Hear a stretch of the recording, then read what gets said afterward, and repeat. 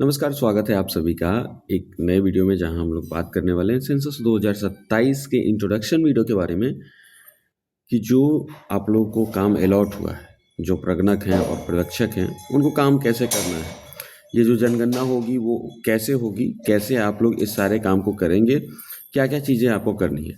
तो इस सेशन में अपना सबसे मेन मकसद क्या होगा कि ओवरव्यू को समझना है। ओवरव्यू को समझना है कि भाई जनगणना कैसे राष्ट्रीय महत्व है, कैसे इम्पोर्टेंस है अपने नेशन के लिए, मेथड्स क्या क्या हम लोग फॉलो करेंगे उसको समझना है। वर्क फ्लो क्या होगा, कैसे हमारा काम जो है वो आगे बढ़ेगा, डाटा एक्यूरेसी कैसे आएगी, वो सारी चीज़ें इस सेशन में हम लोग समझेंगे। सबसे पहली बात कि आपको क्यों चुना गया है, आपके दिमाग में ये बात आनी चाहिए कि भाई आखिर अगर हमें सेलेक्ट किया गया है तो क्यों सेलेक्ट किया गया है। तो सिंपल सी बात है, आप हैं शिक्षक और शिक्षक इस जो राष्ट्र है इसके राष्ट्र निर्माता है। क्लियर सी बात है, चाहे वो बच्चों को टॉप लेवल पे पहुंचाना हो या फिर राष्ट्र का कोई भी काम हो उसको टॉप लेवल पे पहुंचाना हो, इन सभी चीज़ों में आप लोगों का रोल हमेशा क्या रहा है, टॉप रहा है। ओके, तो इसको ध्यान दीजिएगा। राष्ट्र को आप पे भरोसा है, कोई समान ड्यूटी नहीं है तो वो आप ही को काम मिलना था। ईमानदारी और निष्ठा जो है उस पर आपको पता ही है कि कितना लोगों को भरोसा है। इसीलिए आप सभी जानते हैं कि भाई शिक्षक जो है वो डाटा जो है पूरा एकदम प्योर एक्यूरेटली लेकर के आएगा, तो कोई दिक्कत नहीं है, इनको आप चुन लो। अब बात करते हैं कि ये जो जनगणना हो रही है ये कब से स्टार्ट हुआ। जनगणना पहली बार 1872 में स्टार्ट किया गया, 1872 में। लेकिन 1872 वाली जो जनगणना थी वो पूरे भारत में अलग अलग टाइम पे अलग अलग जगह पे हो रही थी, सिंक्रोनाइज नहीं थी। ठीक है, सिंक्रोनाइज नहीं थी। लेकिन वहीं 81 ये पहला जनगणना हुआ जहाँ पे पूरे भारत में वन टाइम में एक ही बार में, मतलब हर जगह जनगणना हुई। यानी लगभग 150 साल हो गए हैं इस प्रोग्राम को करते हुए। और ग्लोबल लेवल पे बात करें तो इससे बड़ा कोई भी प्रोग्राम ऑर्गेनाइज नहीं होता है किसी कंट्री के द्वारा। वही बात करें कि आज़ादी के बाद ये 8वां है, ये जो अभी हम लोग जनगणना करने वाले हैं, और जब स्टार्ट हुआ, जब से स्टार्ट हुआ वो 16वां है। तो इतनी बार जनगणना हम लोगों ने करा रखा है। याद रखिए ये जनगणना ऐतिहासिक है क्योंकि ये पहली बार डिजिटल फॉर्म में आपको करने को मिल रहा है। अब डिजिटली करने के फ़ायदे क्या होंगे, तो सिंपल सी बात है कि आपको भी पता है कि अगर मोबाइल लेकर आप जाओगे और फॉर्म्स आपको हैंड से नहीं भरने, तो सबसे पहली बात कि वो फास्ट बहुत होगा, है ना, फास्ट होगा। दूसरा कि जो डाटा है उसको वैलिडिटी, आप तुरंत वैलिड है कि नहीं है वो सारी चीज़ें जान सकते हो। इको फ्रेंडली होगा क्योंकि कागज़ की बर्बादी नहीं हो रही है। भारी कम लगेगा क्योंकि कागज़ आपको ढोना नहीं है। रियल टाइम में सुपरवाइजर साहब चाहे बाकी कहीं से भी उसकी मॉनिटरिंग की जा सकती है। यानी काम आपका स्मार्ट हो गया है, हार्ड नहीं रह गया है। अब इसको हम लोग करते क्यों हैं, अगर ओवरऑल देखा जाए तो क्या है ये जनगणना। तो मान लीजिए कहीं आप बैठे हैं, पढ़ रहे हैं, या फिर घर है, कहीं घूमने गए हैं आप। जब घूमने गए हैं तो आप लोग फ़ोटो लेते हैं साथ में, अगर फैमिली है आपके साथ में तो फैमिली फ़ोटो हो जाता है। सिमिलर वे में पूरे भारत के लोगों का अगर एक फ़ोटो कोई कहे लेने के लिए तो वो सेंसस निकाल कर देता है। तो सेंसस क्या है, एक फैमिली फ़ोटो है, किसका, तो भारत का, है ना। तो भारत में कितने लोग रह रहे हैं उसका एक फैमिली फ़ोटो है। तो भारत के फैमिली फ़ोटो में कोई छूटना चाहिए क्या, नहीं छूटना चाहिए, इसीलिए इस जनगणना में हम किसी को नहीं छोड़ेंगे। नेक्स्ट बात आ जाती है कि आप जो डाटा ला रहे हैं क्या वो सिर्फ डाटा है, समझिएगा इस बात को। कहने का मतलब, मान लीजिए एक मिनट, आप जो डाटा गए कलेक्ट करने, उस डाटा का क्या होगा। तो आप देश बनाते हैं, आप सिर्फ डाटा नहीं ला रहे हैं, आपके डाटा से क्या होगा, देश बनेगा। क्यों, क्योंकि उसी डाटा पे निर्भर करेगा कि किस जगह पे स्कूल हॉस्पिटल की ज़रूरत है, कहाँ पे हॉस्पिटल्स नहीं है, कहाँ पे इंफ्रास्ट्रक्चर नहीं है, कौन से वेलफेयर स्कीम जो हैं वो और ज़रूरी हैं या फिर जो चल रहे हैं क्या वो सक्षम हैं, जो भी चीज़ें अगर समाज में मान लीजिए कुछ कमियां हैं तो उसको सुधारने के लिए क्या और वेलफेयर स्कीम चलाई जा सकती है। जैसे जो चूल्हा था उसको सुधारने के लिए हम लोगों ने क्या किया, उज्ज्वला योजना चलाया। उसी तरीके से और क्या योजना चलाई जा सकती है, इंफ्रास्ट्रक्चर जो नई सड़क है कहाँ पे चाहिए, पुल चाहिए, पानी चाहिए, ये कहाँ चाहिए, इन सारे चीज़ों का निर्धारण किससे होगा, आपके लाए हुए डाटा से। इसीलिए आपका डाटा बहुत इम्पोर्टेंट है। तो फिर आपको क्या कहा जाना चाहिए, जाहिर सी बात है कि आपको इस सेंसस का हीरो कहा जाना चाहिए। You are the heroes of this census. पहले ही हम लोगों ने बात किया कि मैक्सिमम केसेस में जो हम लोग डाटा लेकर आ रहे हैं, शिक्षक लेके आ रहे हैं। शिक्षक अपने आप में ही हीरो हैं, याद रखिएगा। आप जो फाउंडेशन है, जो प्रोग्रेस है, जैसे कि मान लीजिए जो सब आपका सोसाइटी है, उसके प्रोग्रेस का फाउंडेशन आप रख रहे हैं। अगर विधानसभा है, राज्यसभा है, उसके सीटों का निर्धारण, उसके लिए भी क्या ज़रूरी है, इस सेंसस में डाटा। वो डाटा कौन ला के देगा, आप। उसी के बेसिस पे सीटों का निर्धारण होगा कि पॉपुलेशन इंक्रीज की है, उसके समानांतर हमें सीटों का भी निर्धारण करना है। चाहे कोई रिसर्च हो, पॉलिसीज़ लागू करनी हो, वो सारे किस पे निर्भर करेंगे, आपके डाटा पे। तो जाहिर सी बात है कि इनडायरेक्ट वे में आप हीरो हो गए हैं इस सेंसस के। नेक्स्ट बात करें कि ये जो मिशन है, इससे हम लोग कौन कौन सी जानकारी इकट्ठा करेंगे। तो सबसे पहले डेमोग्राफिक, मतलब कैसा डेमोग्राफ है, कैसे कैसे वहाँ पे लोग हैं, जनसंख्या कैसी है, वैसा डाटा कलेक्शन होगा। दूसरा शिक्षा से जुड़ा हुआ, आर्थिक गतिविधि कैसी है, भाषा, धर्म जनजातियाँ वहाँ पे कैसी हैं, आवास और सुविधाएं, इन सारी चीज़ों के बारे में हम जानकारी जुटाएंगे। जाहिर सी बात है कि अगर कंप्लीट जानकारी अपने पास नहीं रहेगा तो कंप्लीट पिक्चर हमको पता नहीं चलेगी। नेक्स्ट है कि मकान सूचीकरण का टाइमलाइन क्या है। 2 फेज में हो रहा है। अगर हम लोग देखें तो 2 फेजेस हैं। फेज़ 1 मकान सूचीकरण है, HLO हाउस लिस्टिंग है, एप्लीकेशन भी आपका HLO होगा। टाइमलाइन क्या है, टाइमलाइन जो है वो पहला टाइमलाइन है 2/5/2026 से 31/5/2026 तक होगा। याद रखिए, इससे पहले आपको सेल्फ इन्यूमरेशन करना है, यानी स्वगणना करनी। कब से कब तक, तो 17 अप्रैल से 1 मई 2026 तक। इसमें आपका काम क्या है, तो सभी भवन, मकान और परिवार की पहचान करनी है। याद रखिए, भवन, मकान, परिवार की पहचान करनी है। जितना एक्यूरेटली डाटा हो सकता है उसको कलेक्ट करना है, खास करके भवन का डाटा और जो मकान है उसके अंदर जो जनगणना मकान है उसका डाटा। इसके अलावा छत है कि नहीं, पानी है कि नहीं, शौचालय है कि नहीं, फर्श किससे बना है, ये सारे डाटा भी उसमें कलेक्ट करने हैं। आउटकम क्या होगा, अगले जो चरण है उसके लिए एक हमको मजबूत फ्रेम मिल जाएगा कि जो भी त्रुटियां रहेंगी वो अगले फ्रेम में हम क्लियर कर पाएंगे, उसको ठीक कर पाएंगे। ओके, तो 2 फेज। पहला फेज मकान सूचीकरण, टाइमलाइन क्या, 2 मई से लेकर 31 मई तक। दूसरा फेज कब होगा, Feb 2027। अगर कोई ठंडा जगह है तो वहाँ पे सितंबर 2026। ठीक है, तो फरवरी 2027 में हमारा जनगणना एक्चुअल में जो नॉर्थ साइड में है वहाँ पे होगा, किसका, पॉपुलेशन का। ठीक है, स्वगणना याद रखिए वो चालू है। आज अगर 19 और 17 अप्रैल है तो यहाँ से चालू है, और यहाँ पे आपको 17 से 1 मई तक ऑप्शन मिलेगा स्वगणना का। जैसे कि जो लोग बाहर रह रहे हैं, उनका घर है, तो वो अपने घर का स्वगणना कर सकते हैं। ओके, अगला बात करते हैं कि फेज़ 2 की गणना हम लोग कब करेंगे, जो अभी हम लोगों ने डिस्कस किया। तो यहाँ पे देख सकते हैं कि फरवरी 2027 में, और बर्फ़ वाले क्षेत्रों में सितंबर 2026 में। ठीक है, इसमें क्या करना है, तो देश के प्रत्येक व्यक्ति का सटीक गिनती करना है, डिटेल लेना है कि आयु क्या है, लिंग क्या है, शिक्षा क्या है, रोजगार का जो विस्तृत डेटा है उसके बारे में हमको गणना करना है। तो एक ओवरव्यू हमको मिल जाएगा पूरे जो भी अपने देश के लोग हैं उनके बारे में। नेक्स्ट, सिंपल सी बात है कि अगर ये सारी चीज़ें आप कर लेते हैं तो भारत का भविष्य किसके हाथ में है, आपके हाथ में। क्योंकि अगर आपने डाटा को गलत लेके आया, अगर आप डाटा गलत लेकर आओगे तो जाहिर सी बात है कि सारी चीज़ें, जितनी भी चीज़ें आगे आने वाली हैं वो सारी गलत आएंगी या फिर गलत होंगी। उसी के बेसिस पे सब कुछ हमको बनाना है ना। तो इसीलिए जैसे हम लोग व्रत करते हैं, है ना, कहा जाता है मिशनरी जिल, यानी व्रत भाव।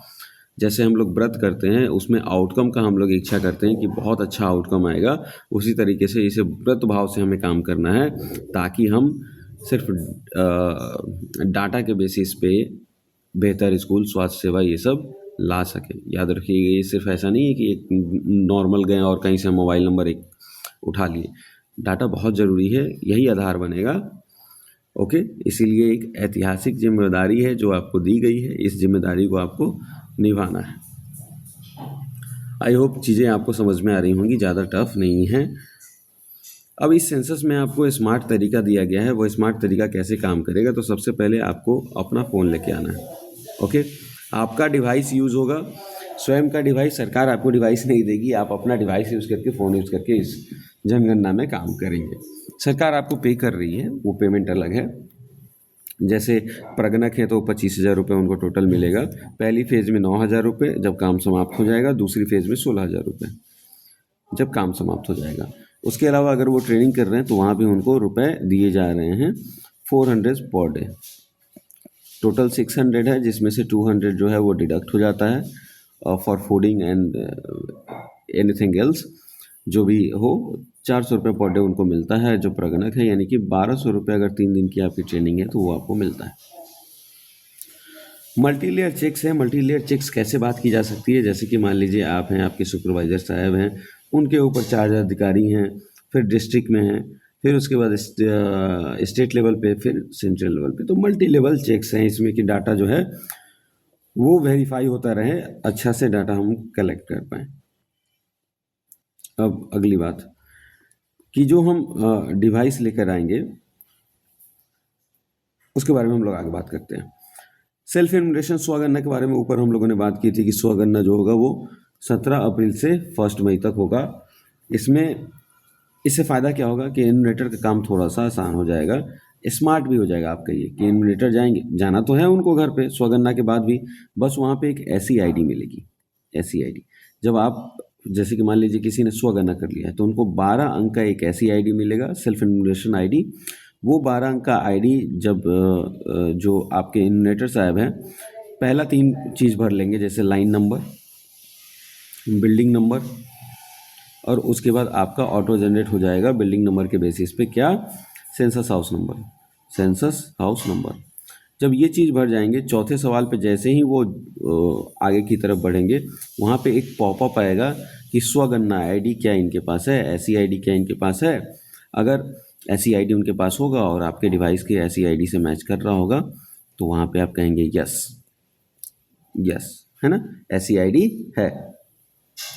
जब आप ये यस कर देंगे कि हाँ ऐसी आईडी है, तो सिंपल सा 12 अंक का ऐसी आईडी इंटर कीजिए। उसके बाद सारा डिटेल जो उन्होंने पहले से भर रखा होगा वो आ जाएगा। अगर ऐसी आईडी उनके पास नहीं होगी तो नो करके आप आगे बढ़ेंगे और सारा डिटेल 34 के 34 सवाल बना लेंगे।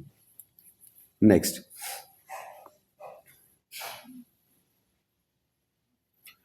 स्मार्टफोन जो आप लेकर चलेंगे जिससे काम करना है, उसमें एंड्रॉयड 12 या 12 से ज़्यादा होना चाहिए।